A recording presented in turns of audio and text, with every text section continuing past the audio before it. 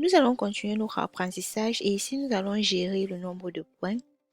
Nous allons commencer par créer une variable nombre de points égale à 0.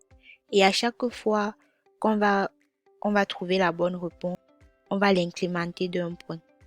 Et à la fin, afficher le résultat avec un print en disant votre note est de, par exemple, 3 sur 4. Donc ça, c'est le résultat qu'on veut obtenir. Maintenant, concernant l'incrémentation du nombre de points, nous allons faire cela dans la boucle for, car c'est le meilleur moyen de le faire. Par contre, à l'intérieur de la fonction question, nous allons devoir retourner quelque chose. Donc, je vous laisse faire l'exercice et on se retrouve dans quelques minutes pour la correction.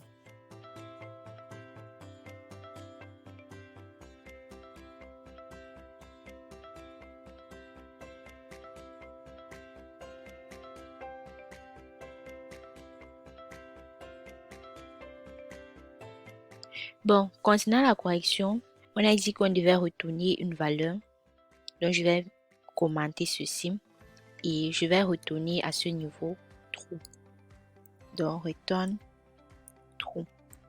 Je vais supprimer ceci. Et maintenant, si on vérifie que A plus B égale à réponse in est faux, ça va retourner false ici. Return false. Comme ceci. Et au niveau de la fonction, nous allons vérifier si A plus B est égal à true. Donc, je vais faire un if si la question, déjà que c'est incrémenté à true à l'intérieur, 2 points. On affiche ceci. Et après, on met else, sinon, 2 points. On affiche ceci. Donc, en gros, comme on vérifie la valeur de A plus B, si c'est true, à l'intérieur de question, on va retourner réponse correcte. Et après, on va incrémenter le nombre de points à plus 1. Donc, on va prendre nb-point plus égal à 1. Donc, ça va s'incrémenter. Et à la fin, on va afficher le nombre de points en faisant un print. Votre note est 2 points, pourcentage S barre pourcentage S.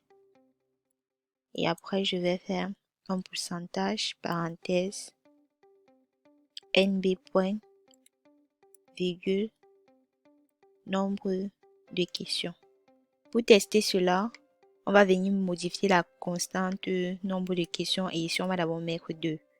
Je vais lancer mon code. Ici, je mets 2 et 11. Vous voyez que ça nous affiche bien. Votre note est de 1 sur 2. Donc, si je modifie maintenant la constante, je remets les 5 de départ qu'on avait et je relance mon code. Je vais mettre 15, réponse correcte, 9, 16,